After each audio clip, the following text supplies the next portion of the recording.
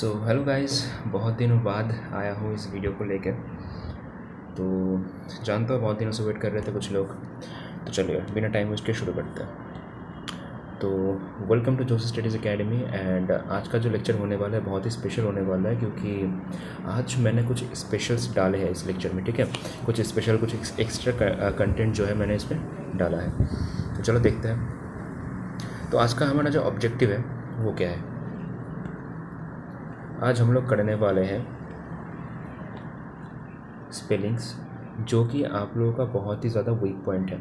ठीक है, स्पेलिंग बहुत ही ज़्यादा वीक पॉइंट हो जाता है कभी कभार। अगर एग्ज़ाम में कुछ टफ स्पेलिंग वगैरह आ जाता है तो वो कुछ लोगों के लिए बहुत ही ज़्यादा टफ हो जाता है। तो आज हम लोग कुछ स्पेलिंग करेंगे। उसके बाद हम लोग SVA, जिसको हम लोग सब्जेक्ट वर्ब एग्रीमेंट के नाम से जानते हैं, वो भी करेंगे, जिसका पार्ट 1 हम लोग करेंगे, क्योंकि ये जो टॉपिक है ये बहुत ही वर्स्ट है। ठीक है, तो भले ही ईजी लगेगा पहले पहले, ठीक है, तो हम लोग मतलब स्मॉल स्टेप से करेंगे। ठीक है, तो चलो ये शुरू करते हैं। तो ये कुछ इम्पॉर्टेंट वर्ड्स हैं जो कि आपको याद रखने हैं। कैसे याद रहेगा वो भी बता देता हूँ। अब ये जो वर्ड्स है ना, इनके कुछ मीनिंग्स है, वो मैं नहीं बताऊंगा, वो आपको खुद से निकालने हैं। मैंने यहाँ पर स्पेस भी रखा है, आप लोग यहाँ पर भी लिख सकते हो। ठीक है, तो आपको क्या करना है, सिंपली इस पर लिखना है, इसका जो मीनिंग है वो भी लिखना है, ताकि आप खुद करोगे ना तभी आपको ये जो वर्ड के मीनिंग्स है ना वो याद रह जाएंगे। ठीक है, देखो, एफ्लोरेंस, एलियनेट, फोरफिट, कोमेमोरेट, ये ई थोड़ा नीचे चला गया है, इसको यहाँ पर लगा देना। फिर आता है आपका एग्जाम्पल, ये तो ईजी है। साइकोलॉजी, एक्सेसिबल, ये जहाँ पर ना ये CCSS, ठीक है, MM, ये जहाँ पर आता है ना, ये ज़रा सा देख लेना। जैसे कि कमिश्नर हो गया, कमिश्नर स्पेलिंग में भी MM आता है, वो सब भी कुछ देख लेना। ठीक है, क्योंकि बहुत इंपॉर्टेंट है, वो सब मैं करवाऊँगा, चिंता की बात नहीं है। उसका आता है ट्रेसपास, आर्गूमेंट, अप्रोच्ड, कमेंट्री। ये जो स्पेलिंग है ना ये थोड़ा देख के जाना, क्योंकि यहाँ पर एग्ज़ाम में क्या करेगा ना, एग्ज़ाम में आपको ये जो लास्ट में लास्ट में जो यहाँ पर TARY लिखा है, इसको TERY कर देगा, आपको पता भी नहीं चलेगा। ठीक है, इसको थोड़ा देख के जाना।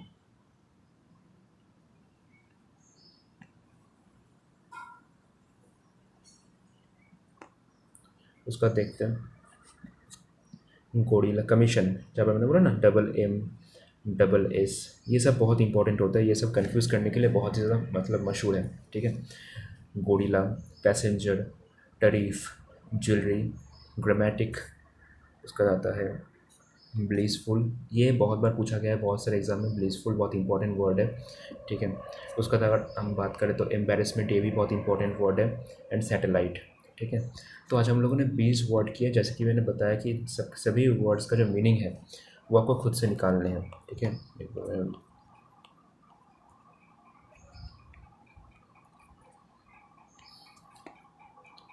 आज हम लोगों ने कितने किए, total 20 words completed. We will do every day 20 words, and I hope there are total 217 words which are most important for any exam, right? Okay, so the new content is here. आज से मैं जो चीज़ start कर रहा हूँ वो है Indian express, जो कि न्यूज़पेपर आता है, उसमें कुछ इंपॉर्टेंट आर्टिकल्स आते हैं, and the articles are most important for improving your knowledge, boost your confidence, right. तो आज का मैंने एक आर्टिकल मैंने पढ़ा, एंड वो आर्टिकल मुझे बहुत पसंद आया। ठीक है, मुझे बहुत पसंद आ गई ये आर्टिकल, क्योंकि इस आर्टिकल में मुझे बहुत सारे नॉलेज मिला, एंड इस आर्टिकल का मैंने प्रॉपर नोट्स बनाया, एंड ये आपके सामने नोट्स मैंने हाजिर किया। देखते हैं। Wind velocity in athletics measured in metre per second using wind gauge and anemometer. ये आपको जानने चाहिए, ये जनरल नॉलेज है। ठीक है, कहीं भी पूछ लेगा आपसे। अब देखो, अब यहाँ पर मैं एक चीज़ मैंने लिस्ट डाउन किए है, 100 meters, 200 meters, 110 meter hurdles, 100 meter hurdles, long jump and triple jump. ये टोटल 6 ऐसे इवेंट्स हैं जहाँ पर वाइन गॉज की यूज़ होता है, या फिर एनीमोमीटर जिसको आप कह सकते हैं वो यूज़ होता है। अब बात आता है वाइंड। अब मैं वाइंड के बारे में बताने से पहले मैं कुछ बातें बताऊंगा जो कि आपको समझनी चाहिए। जब भी हम बात करते हैं वाइंड की, ये पकड़ लीजिए हमारा ट्रैक है, ठीक है, ये हमारा ट्रैक। मान लेते हैं ये 400 मीटर का ट्रैक है एंड बीच से जो गया है मान लेते हैं ये 100 है। तो जब कोई बंदा ये से दौड़ेगा तो ये एक ही डायरेक्शन में जा रहा है, एक ही डायरेक्शन में भाग रहा है, राइट, एक ही डायरेक्शन में भाग रहा है। तो इसमें इसके ऊपर वाइंड का प्रेशर, या फिर मैं अगर कह सकता हूँ कि वाइंड को इसके ऊपर मूवमेंट ज़्यादा हो सकता है, ठीक है। मतलब एक ही डायरेक्शन में जो वाइंड आता है ना, उसका मूवमेंट ज़्यादा होगा इसमें, इसके बॉडी पे ज़्यादा प्रेशर पड़ेगा। लेकिन अगर मैं बात करूँ एक पूरे ट्रैक की, यहाँ पर आपका यहाँ पर टर्न आता है, यहाँ पर टर्न आता है, यहाँ पर तो मतलब भयंकर टर्न आता है, यहाँ पर टर्न, यहाँ पर टर्न, यहाँ पर टर्न। तो ये जो ट्रैक मतलब जो ओवल शेप में जो रन करेगा, उसको हर एक साइड से आने वाली वाइंड से मुलाकात करनी पड़ेगी, ठीक है। उसको हर एक साइड से आने वाले जो वाइंड होते हैं उससे उसका मतलब वो उससे टकराएगा। तो यहाँ पर देखिए सिंपली, अब एथलेटिक्स में दो टाइप्स के वाइंड के बात कही जाती है। एक होता है हेड वाइंड, एक होता है टेल वाइंड। हेड वाइंड वो होता है जिसको हम लोग माइनस साइन से डिनोट कर सकते हैं। टेल वाइंड इज़ दैट जिसको हम लोग पॉजिटिव साइन से भी डिनोट कर सकते हैं। For example -3 metre per second and यहाँ पर +4.1 metre per second. Head wind जो होता है वो काफ़ी हद तक एथलीट जो होता है उसके लिए हेल्पफुल नहीं होता। टेल वाइंड वो 6 इवेंट के लिए बहुत हेल्पफुल होता है, बिकॉज टेल वाइंड एक ही डायरेक्शन में जब जाता है कोई एथलीट, एक ही डायरेक्शन में जब रन, जैसे कि स्प्रिंट हो गया, तब ये टेल वाइंड बहुत काम आता है। ये एक एथलीट का जो स्पीड होता है ना, उसको बहुत ज़्यादा बूस्टअप कर देता है, उसको हम लोग टेल वाइंड बोलते हैं। एंड हेड वाइंड का कोई लिमिट नहीं होता बिकॉज ये बहुत सारे साइड से आ जाते हैं, ठीक है। अब बात आते हैं कि ओनली 6 इवेंट क्यों।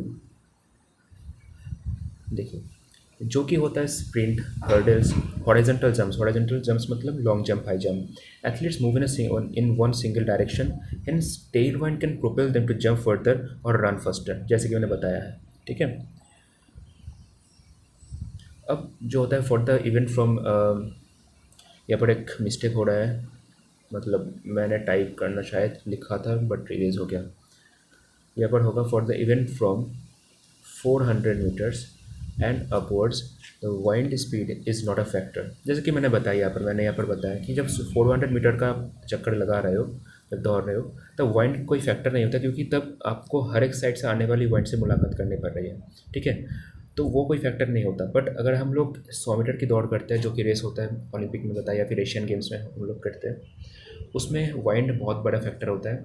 एंड उसी फैक्टर की वजह से हम लोग जो है एनीमोमीटर या फिर वाइंड गॉज वहाँ पर सेटअप करते हैं, ठीक है। 400 मीटर की रेस पे या फिर इससे बड़े मतलब 600 मीटर या फिर 800 मीटर या फिर 1 किलोमीटर किसी भी रेस में वाइंड गॉज का इस्तेमाल नहीं होता। अब आते हैं उसके बाद के कंपटीशन। ये एक नॉलेज है जो कि आज के न्यूज़पेपर में था। Competition director of Asian athletics association is CK वेल्सन। ये पूरा जो रिपोर्ट, पूरा जो आज आर्टिकल आया था, ये इन्होंने लिखा था, CK वेल्सन ने लिखा था, ठीक है। तो बहुत ही अच्छा आर्टिकल, मुझे तो बहुत ज़्यादा पसंद आया, बहुत ही ज़्यादा नॉलेजेबल आर्टिकल था।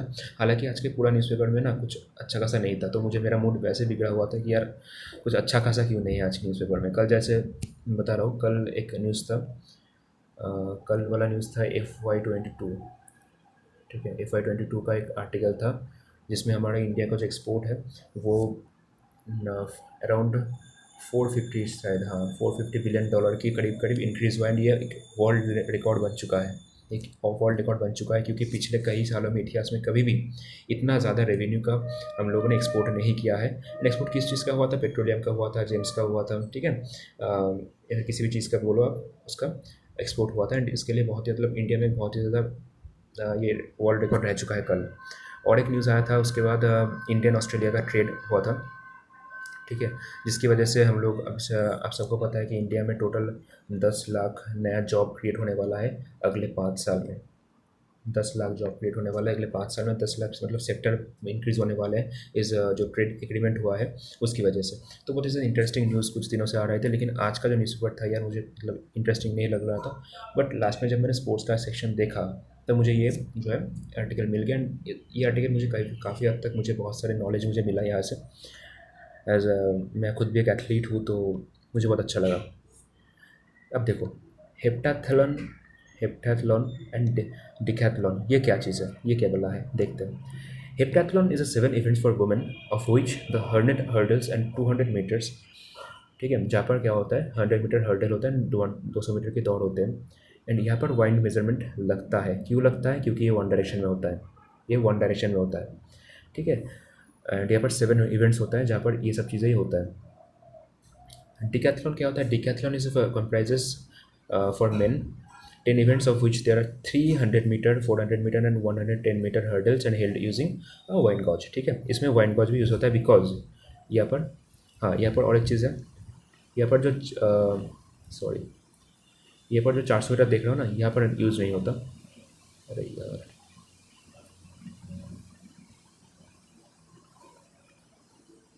ये जो 400 मीटर देख रहे हो ना, यहाँ पर यूज़ नहीं होता वाइन गॉज। बट हाँ 110 मीटर, 100 मीटर, इन सब में आपका वाइन गॉज यूज़ होता है। ठीक है, अब यहाँ पर देखो, ये मैंने पेपर से कटआउट निकाल के रखे हैं, यह भी बहुत इंपॉर्टेंट चीज़ है, देख लो।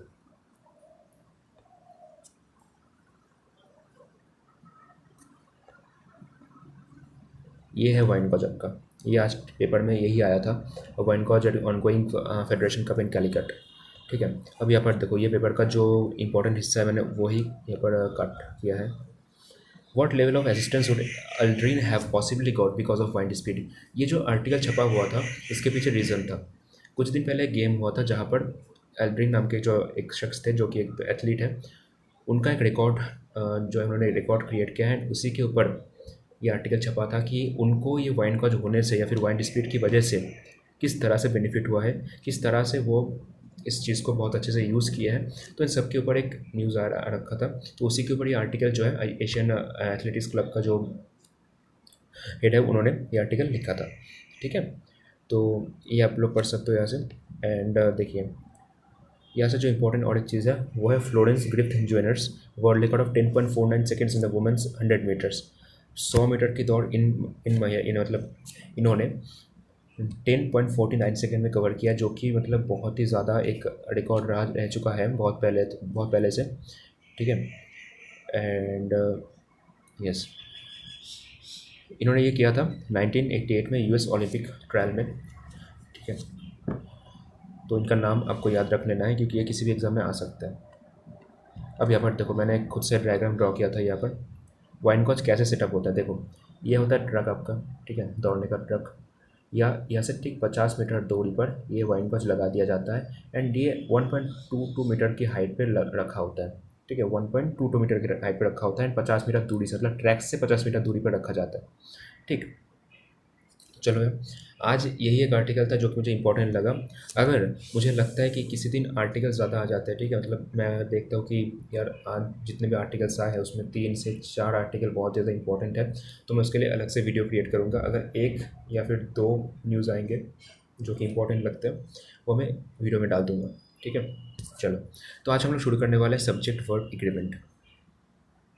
सब्जेक्ट वर्ब एग्रीमेंट बहुत इंपॉर्टेंट है भाई साहब। अगर आप सिर्फ यही करके जाओगे ना, मैं बता रहा हूँ, यही करके जाओगे ना, मैं फॉर श्योर बता रहा हूँ, अगर किसी एग्जाम में 4 क्वेश्चन आते हैं स्पॉटिंग द एरर से, फिर ग्रामर से 2 से 3 क्वेश्चन तो यही से आते हैं। सब्जेक्ट वर्ब एग्रीमेंट बहुत इंपॉर्टेंट टॉपिक है। ठीक है, और एक अनाउंसमेंट, जिन्होंने भी अभी तक हमारा टेलीग्राम चैनल ज्वाइन नहीं किया है वो ज्वाइन कर लेना। डिस्क्रिप्शन में मैं लिंक डाल दूँगा। जो लेक्चर्स आपको प्रोवाइड किए जा रहे हैं वो बहुत ही इंपॉर्टेंट है, नोट्स आपको प्रोवाइड किए जाएंगे कम्प्लीटली फ्री ऑफ कॉस्ट। ठीक है, तो चलो शुरू करते हैं।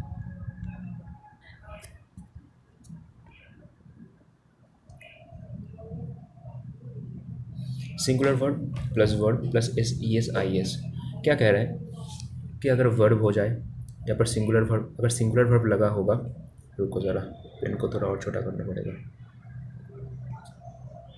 हाँ ठीक है,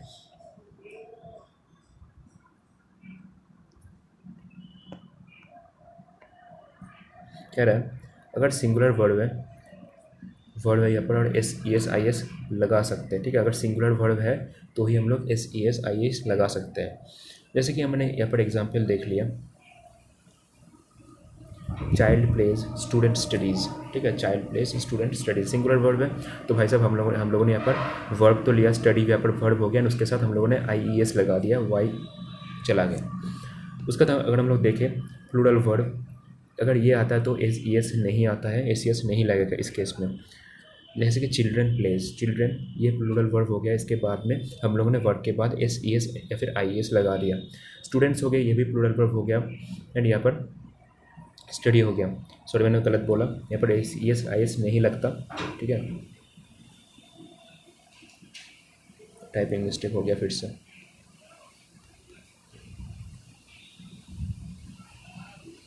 ये नहीं होगा यहाँ पर, हाँ स्टूडेंट स्टडी, ठीक है, स्टूडेंट्स स्टडी ये हो गया। चलो हेल्पिंग वर्ब ये आपको देखना है, singular and plural, is was व हैज़, इसके आर वॉज वेयर, हैज़ का हैव।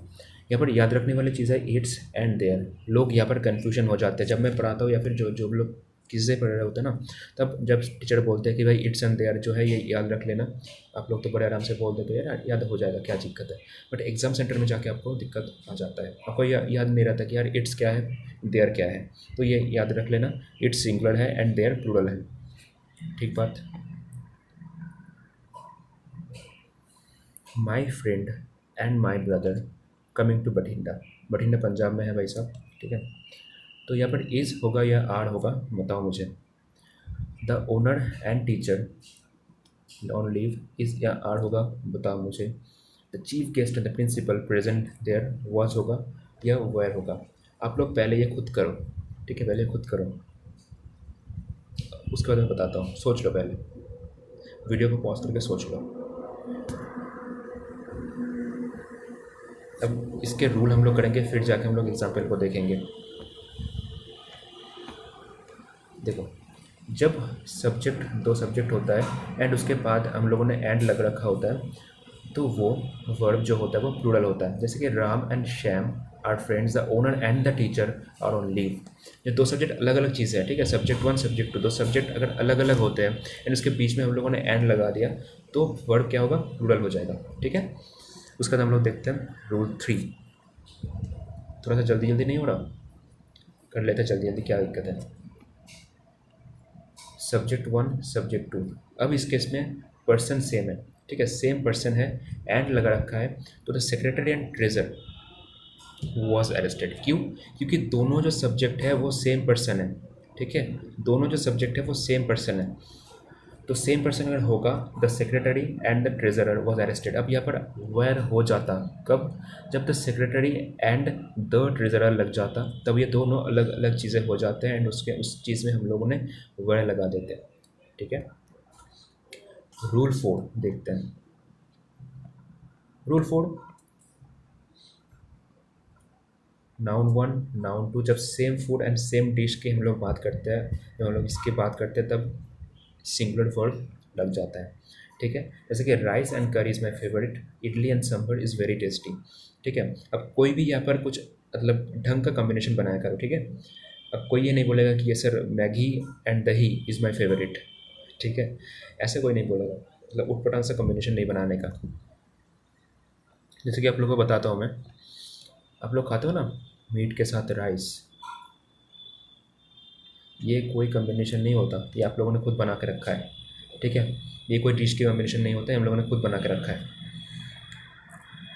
अब देखते हैं, हाँ बिरयानी जो चीज़ है वो थोड़ा अलग हो जाता है, ठीक है, उसमें और भी बहुत कुछ लगता है। तो noun one noun two and same idea या फिर सिनोनिम एंटोनिम अगर लग गया तो सिंगुलर वर्ब हो गया।